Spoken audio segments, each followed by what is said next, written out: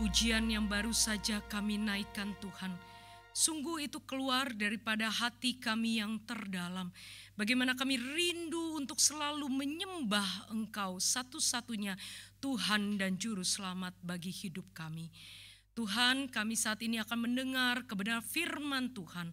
Kiranya biarlah firman Tuhan itu yang berbicara kepada kami masing-masing lepas pribadi.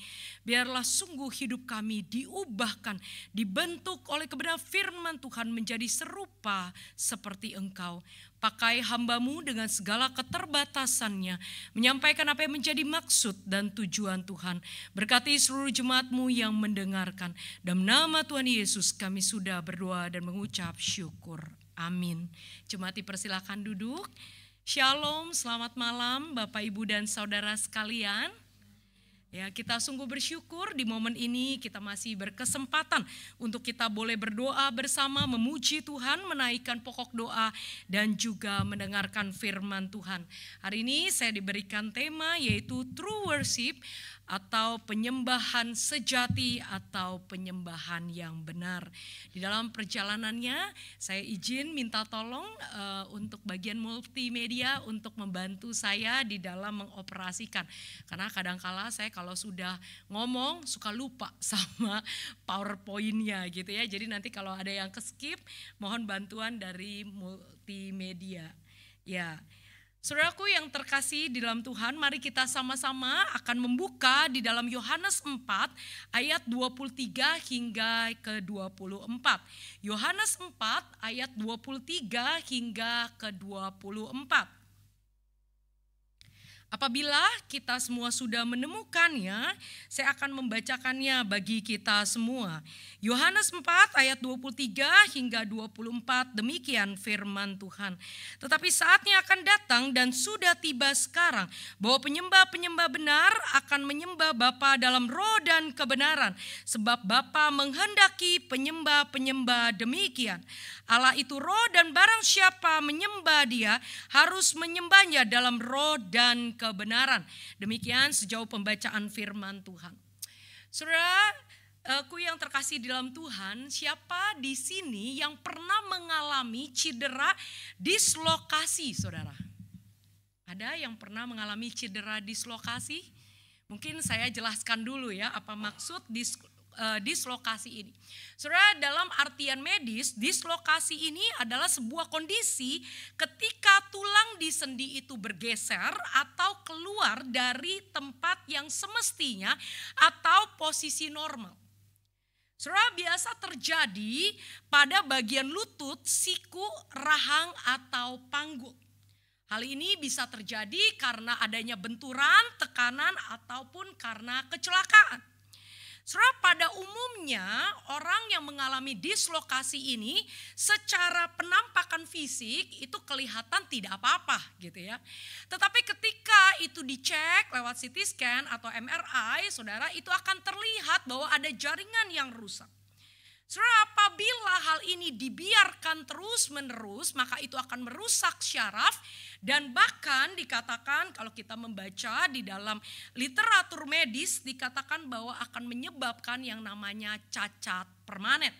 Sehingga ketika kita mengalami dislokasi ini, maka itu harus segera gitu ya disembuhkan atau dipulihkan dengan kita datang ke dokter untuk itu boleh dipulihkan. Saudara, demikian juga halnya ketika kita berbicara mengenai dislokasi rohani. Saudara, seringkali kita menjumpai atau bahkan diri kita sendiri, kita terlihat baik-baik saja, kita terlihat adalah orang yang mencintai Tuhan, orang yang begitu dekat dengan Tuhan, tetapi sesungguhnya di dalam hati kita itu sudah mengalami pergeseran. Dari yang fokusnya Tuhan kepada diri kita sendiri. Hati kita sudah menjauh daripada Tuhan. Saudara, karena itu apabila kondisi dislokasi rohani terus-menerus dibiarkan, maka ini akan menggerogoti hati orang percaya yang membawa kepada kehancuran. Saudara, karena itu malam hari ini kita akan kembali melihat, mengintrospeksi diri apakah sungguh kita sudah menjadi penyembah-penyembah sejati, penyembah-penyembah yang benar di hadapan Tuhan, atau saat ini justru kita mengalami yang namanya dislokasi rohani. Saudara, karena itu dalam bagian firman Tuhan hari ini kita akan melihat ada dua hal tentang penyembahan sejati yang seharusnya dimiliki orang percaya agar tidak terjadi yang namanya dislokasi rohani. Saudara, yang pertama, penyembahan sejati selalu berpusat kepada Kristus. Saudara, di dalam pemahaman modern masa kini seringkali penyembahan atau ibadah mengalami reduksi gitu ya. Karena mereka melihat penyembahan itu hanya terbatas pada ruang gereja atau terbatas dalam yang namanya sistem gereja, tata ibadah, liturgi dan sebagainya. Padahal saudara, kalau kita lihat di dalam Alkitab, penyembahan sejati itu selalu berbicara mengenai keseluruhan hidup orang percaya yang dipersembahkan kepada Tuhan. Saudara, ini berbicara mengenai totalitas hidup yang ditujukan bagi Kristus. Hal ini pun dapat kita temukan saudara di dalam percakapan Tuhan Yesus dengan perempuan Samaria. Saudara, di dalam bagian ini kita menemukan bahwa Tuhan Yesus tidak berbicara mengenai sistem ibadah berkenaan dengan lokasi atau ritual keagamaan. Sebaliknya, Tuhan Yesus berbicara mengenai penyembahan sejati yang berakar pada hati yang telah diperbaharui oleh Roh Kudus dan pikiran yang mau tunduk pada kebenaran Kristus. Karena itu saudara, ketika perempuan Samaria di ayat sebelumnya, di ayat 20, dia berkata, nenek moyang kami menyembah di atas gunung ini, yaitu gunung Gerisim, tetapi kamu katakan bahwa Yerusalemlah tempat orang menyembah. Maka di dalam bagian ini Tuhan Yesus memberikan sebuah pandangan atau paradigma yang baru. Saudara, kalau kita melihat konteks bangsa Samaria pada saat itu, kita menemukan bahwa orang Samaria merupakan hasil asimilasi budaya dan keagamaan setelah kerajaan Israel itu ditaklukkan oleh Asyur pada tahun 722 sebelum Masehi. Sehingga orang Samaria pada saat itu, saudara, itu mengalami konflik yang luar biasa dengan orang-orang Yahudi. Karena mereka dianggap bukan lagi bangsa Israel yang murni, bukan lagi orang Yahudi yang murni. Karena mereka telah mengalami yang namanya pernikahan campur, penyatuan dengan bangsa selain bangsa Israel. Oleh sebab itu, kalau kita lihat orang Yahudi itu tidak bergaul dengan orang Samaria. Saudaraku yang terkasih dalam Tuhan, karena itu di dalam bagian ini Yesus sudah melanggar sesungguhnya ketika dia bercakap-cakap dengan perempuan Samaria, melanggar batas sosial dan etnis pada masa itu. Karena ada kepentingan yang jauh lebih utama, yaitu menyelamatkan jiwa daripada perempuan Samaria ini. Saudara, dalam hal ini, di dalam bagian ini kita akan menemukan bagi orang Samaria, gunung Gerisim itu adalah menjadi tempat ibadah yang sah bagi mereka.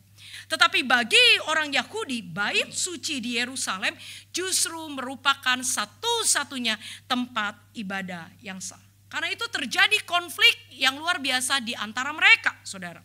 Karena itu di ayat 22b, Yesus berkata bahwa keselamatan datang dari bangsa Yahudi.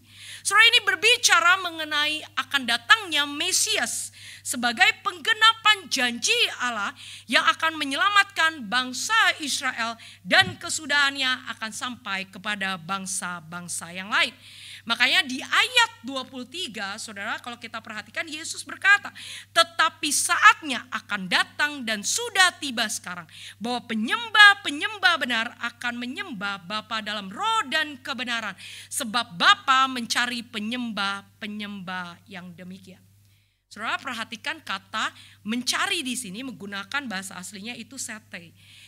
Saudara, mencari di sini jelas menunjukkan bahwa penyembahan yang sejati bukanlah karena pencapaian manusia, melainkan inisiatif Allah yang berdaulat mencari manusia yang berdosa. Saudaraku yang terkasih dalam Tuhan, ketika manusia pertama jatuh di dalam dosa, maka sesungguhnya setiap orang akan binasa. Tidak ada satu manusia pun yang bisa menyelamatkan dirinya selain daripada Yesus Kristus sendiri yang diutus oleh Allah Bapa untuk menyelamatkan manusia berdosa. Karena itu di dalam bagian ini Allah yang telah mengaruniakan keselamatan melalui Yesus Kristus itu menunjukkan bahwa Allah secara aktif dialah yang mencari orang-orang yang mau menyembah di dalam roh dan kebenaran.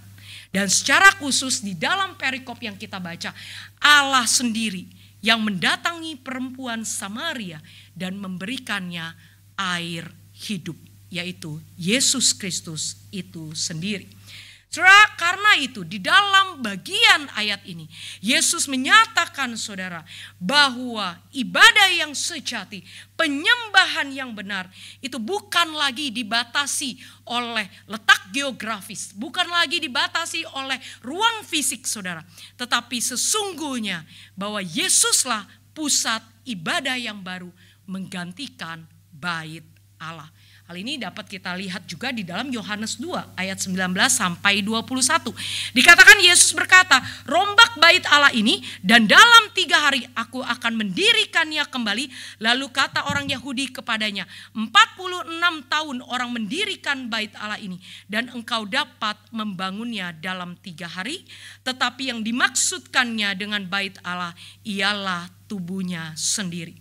Karena itu penyembahan yang sejati adalah penyembahan yang berpusat pada Kristus, Christ Center. Saudara, pertanyaan bagi kita, penyembahan yang berpusat pada Kristus seperti apa, saudara?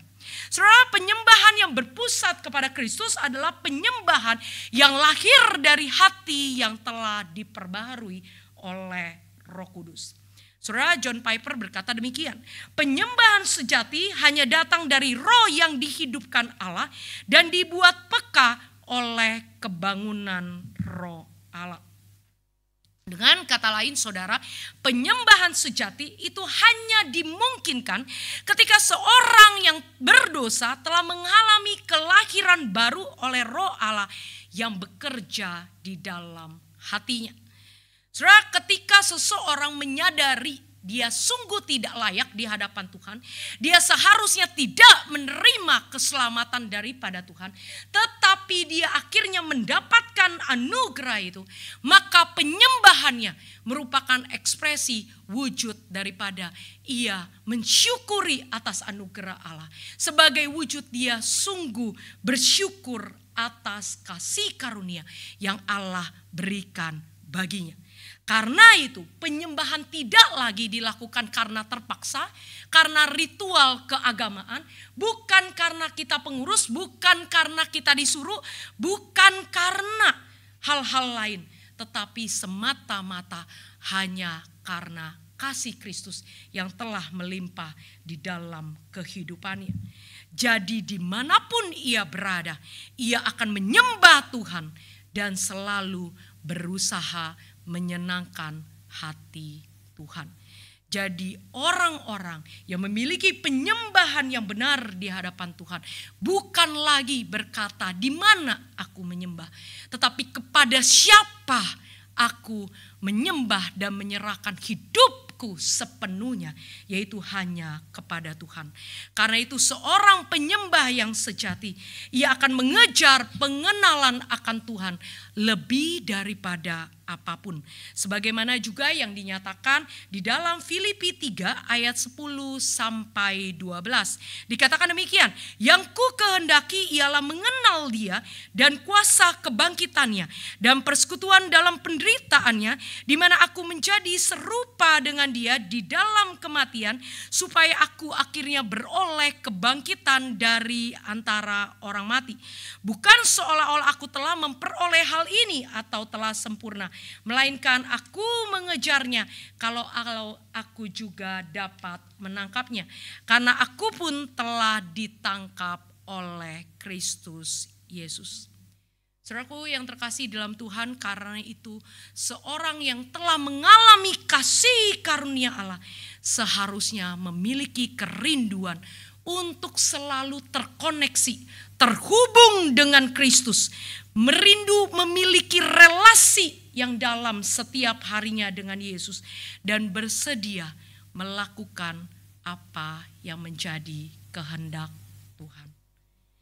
Saudara, untuk memahami bagian ini, saya akan memperlihatkan satu klip berikut ini. Wow, Jesus, why you never help me? Every time I pray, like nothing one leh. See my friend, she asks small thing, you also help. Me, big problem, you quiet only. How come like that? I'm helping. Huh? Help where God? Hey Jesus, long time no see. How are you? I'm anyway at Jesus. Can help me get my job promotion? I really want that job. Well, then also can bless me with a new girlfriend. My current girlfriend, I think not so good Can find me a new one? Thanks Jesus. Hey Jesus, sorry I'm late Just finished binge watching Squid Game. Wow, shiok sia the ending. Then that Candy Crush level also very hard. Took 3 hours to beat sia. So Lord, here I am to serve. But can send him first. I busy lah. Need to work. My boss lah. He give me deadline. Very stressed. Next time, okay, God. Lord, I surrender to you. But don't touch my bank account, okay? Cost of living very high leh. GST 9%. Wah, piang. Father God, thank you for my Toyota. But please give me Tesla, okay? Thanks Jesus for washing my feet. Then can wash my knee also? Paise Thanks Jesus. Saudara, mungkin karena ini tidak ada terjemahannya gitu ya, saya akan menggambarkan bahwa video ini sebenarnya menjadi sebuah sindiran kepada orang-orang Kristen khususnya di Singapura yang ketika dia berdoa atau meminta sesuatu kepada Tuhan gitu ya, dengan cara yang tidak tepat gitu ya, dia mendekati Tuhan dengan cara yang tidak tepat, seakan-akan ingin berelasi gitu ya dengan Tuhan, tetapi sebenarnya dia mengabaikan Tuhan. Saudaraku yang terkasih dalam Tuhan, mungkin dari kita ketawa ya melihat gambaran cuplikan demikian. Saudara, tetapi kalau kita mau jujur, seringkali kita pun demikian kepada Tuhan. Saudara, seringkali kita menjadikan Kristus hanya sebagai alat pemuas kebutuhan kita, bukan sebagai pusat daripada kehidupan kita. Saudara, seringkali Kristus hanya sebagai ban serep ketika kita butuh, kita panggil, kita ambil, saudara.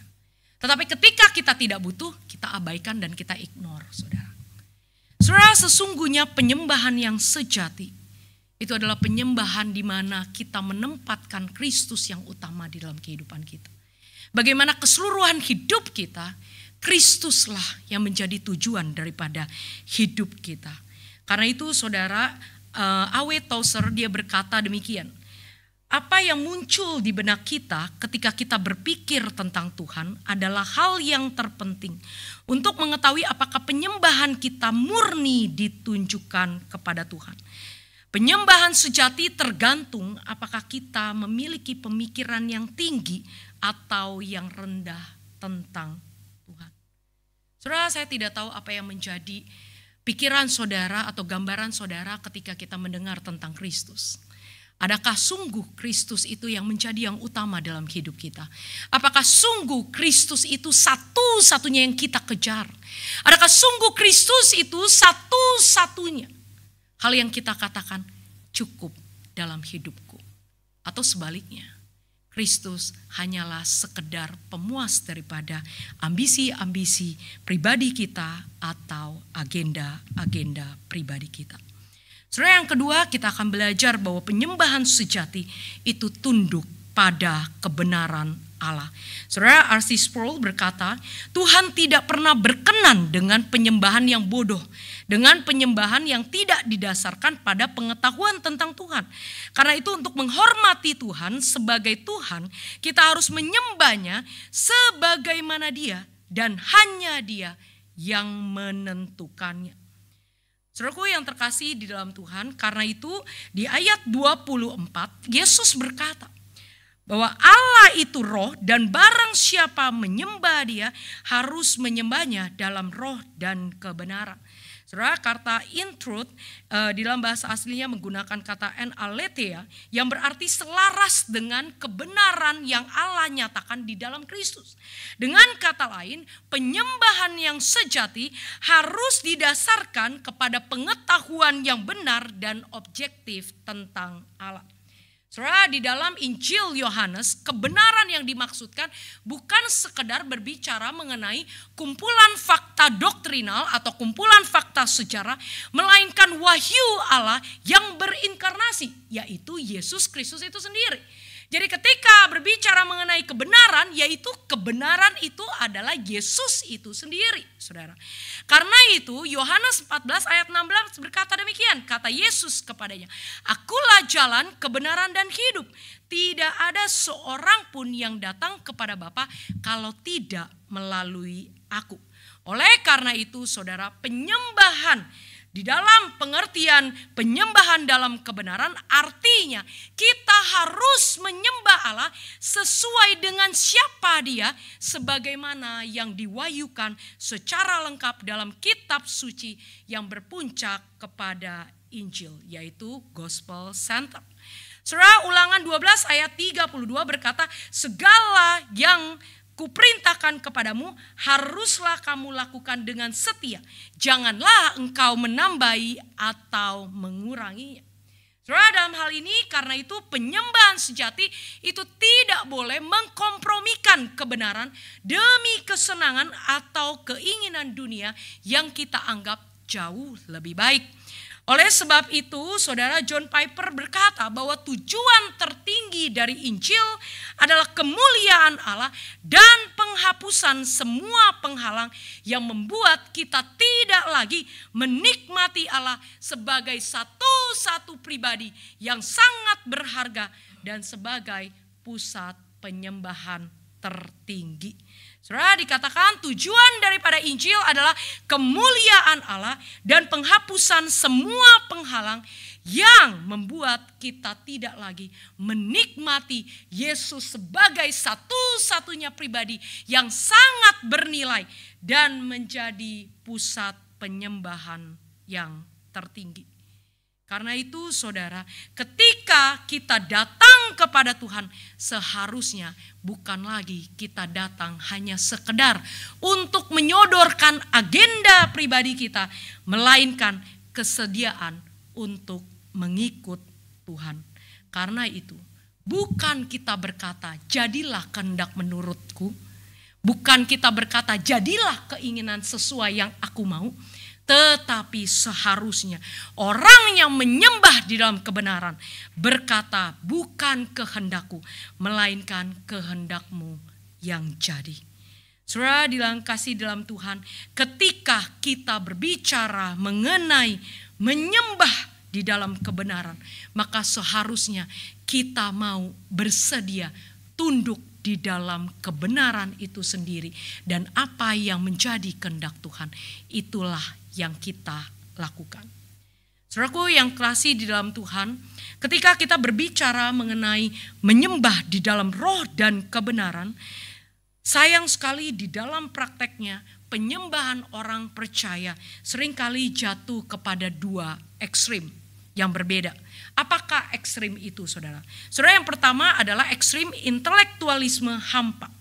Saudara, ini berbicara mengenai pengetahuan teologis yang akurat tetapi tanpa melibatkan roh. Saudara, dalam bagian ini atau di dalam orang-orang yang menjadi atau termasuk dalam intelektualisme hampa, bagi mereka kebenaran hanyalah koleksi fakta-fakta yang tidak pernah mengubah cara hidup orang tersebut. Hanyalah sebuah kebenaran yang tidak melahirkan kasih dan tidak membangkitkan kekaguman pada Allah. Sebaliknya, orang-orang yang memegang intelektualisme hampa ini akan jatuh kepada dosa kebanggaan intelektual. Saudara, yang kedua yaitu ekstrim emosionalisme liar, saudara. Saudara, di dalam bagian ini mereka menekankan gairah spiritual tetapi tidak mau dibentuk oleh kebenaran firman Tuhan. Sehingga orang-orang yang demikian menjadi orang-orang yang mengasihi Tuhan dengan emosionalisme yang buta. Perasaan itu menjadi standar kebenaran mereka. Karena itu sangat mudah mereka berubah. Kalau mereka lagi happy, mereka ikut Tuhan. Kalau mereka lagi nggak happy, mereka tinggalkan Tuhan. Ketika hidup dalam keadaan oke, mereka ikut Tuhan. Tetapi ketika hidup di dalam pergumulan, mudah sekali mereka melepaskan Tuhan. Saudaraku yang terkasih dalam Tuhan, karena itu di dalam bagian ini, Yesus mengingatkan bahwa penyembahan yang sejati itu harus berjalan bersama-sama. Yaitu menyembah di dalam roh dan kebenaran. Penyembahan yang didasarkan kepada kebenaran objektif, yaitu pikiran yang ditundukkan kepada kebenaran Allah, dan juga hati yang didorong oleh kuasa Roh Kudus. Saudaraku yang terkasih dalam Tuhan, penyembahan sejati itu tidak terjadi hanya pada hari Minggu saja. Saudara, penyembahan yang sejati tidak hanya terjadi pada hari Minggu saja. Tetapi 24 jam sehari, 7 hari dalam seminggu, dan setiap waktu. Bagaimana ketika kita menjalani hidup ini? Apakah sungguh Tuhan yang dimuliakan? Ketika kita menjalani hidup ini, apakah setiap keputusan-keputusan yang kita ambil itu sesuai dengan kehendak Tuhan atau kehendak kita pribadi? Bagaimana kita mendidik anak-anak kita? Apakah dengan cara manusia atau dengan cara Tuhan? Bagaimana kita memperlakukan sesama kita? Apakah sungguh kita memperlakukannya sesuai dengan apa yang Tuhan mau dan digerakkan oleh kasih? Saudaraku yang terkasih dalam Tuhan, setiap orang yang sudah mengalami kasih Kristus, seharusnya dia mau dibentuk oleh kebenaran firman Tuhan. Sekalipun saya katakan tidak mudah. Tetapi dia mau taat kepada kehendak Tuhan. Dan bahkan ia hidupnya terus digerakkan dan memiliki kepekaan akan suara daripada Roh Kudus. Saudara, sebelum saya menutup bagian firman Tuhan hari ini, saudara, pada abad kedua ada seorang uskup yang bernama Polikarpus. Saudara, ketika ia ditangkap dan dia dipaksa untuk menyangkal Kristus, ada sebuah statement yang sangat menarik. Saudara, ketika dia dipaksa untuk menyatakan bahwa Kaisar adalah Tuhan dan dia tidak mau, saudara, dia menyampaikan sebuah pernyataan yang sungguh menarik, saudara. Dikatakan demikian, selama 86 tahun aku telah melayani Kristus dan ia tidak pernah melakukan kesalahan apapun kepadaku. Bagaimana mungkin aku menghujat Rajaku yang telah menyelamatkanku? Saudara, bagi Polikarpus, penyembahan bukanlah ritual mingguan, melainkan pengabdian total kepada Kristus yang telah menebus hidupnya. Saudara, ia sungguh mengenal kebenaran tentang siapakah Kristus. Sehingga pengenalan itu membawa dia memiliki iman yang teguh. Sekalipun ada tantangan, ancaman, bahkan nyawanya sendiri. Ia tidak peduli. Ia tetap menyuarakan kebenaran bahwa Kristuslah Tuhan yang sejati itu. Dan bahkan kasih Allah yang telah dia terima, itulah yang menyebabkan ia mampu berkata di tengah situasi tekanan yang demikian rupa, bagaimana mungkin aku menghujat Raja yang telah menyelamatkanku? Kasih Allah yang mendorong dia untuk tetap berpegang kepada Kristus. Karena seperti firman Tuhan katakan, tiada yang bisa memisahkanku daripada kasih Kristus. Entah itu penganiayaan ataupun penderitaan. Saudaraku, mungkin kita tidak mengalami tantangan atau ancaman seperti yang dialami Polikarpus. Saudara, tetapi di dalam kehidupan kita sehari-hari, bukankah kita juga mengalami godaan dan tantangan? Yaitu banyak godaan atau tantangan yang menawarkan kaisar atau ilah-ilah lain untuk kita sembah dan melepaskan Kristus. Entah ilah itu dalam rupa uang, materi, harta, Entah itu dalam kedudukan, entah itu dalam ketenaran, atau bahkan dalam bentuk ego kita sendiri. Pertanyaannya, ketika kita dihadapkan dengan hal itu, apakah kita masih seperti Polikarpus? Kita dengan teguh tetap berkata, aku hanya menyembah kepada Yesus Kristus, satu-satunya Tuhan, Juru Selamatku. Saudara, penyembahan sejati seringkali diuji bukan ketika kita dalam kondisi baik. Justru penyembahan sejati seringkali diuji ketika kita di dalam pergumulan. Dan hal itu akan terlihat bagaimana respon kita ketika kita menghadapi tantangan dan pergumulan. Adakah Kristus tetap menjadi Tuhan bagi hidup kita? Atau dengan mudahnya kita melepaskan Dia? Saudara, biarlah perenungan firman Tuhan hari ini kembali mengingatkan siapakah diri kita di hadapan Tuhan. Adakah kita adalah orang-orang yang layak dan pantas untuk diselamatkan? Bukankah kita bukanlah siapa-siapa? Bahkan kita hanyalah sampah-sampah yang tidak berguna. Tetapi karena kasih Tuhan yang begitu luar biasa, Ia mau datang ke dalam dunia ini, menebus saya dan saudara. Kasih Allah yang begitu luar biasa. Adakah kita berkata, cukup bagiku? Saudara, kalau kita kembali flashback di dalam perjalanan kita berjalan bersama Kristus, adakah Tuhan meninggalkan kita?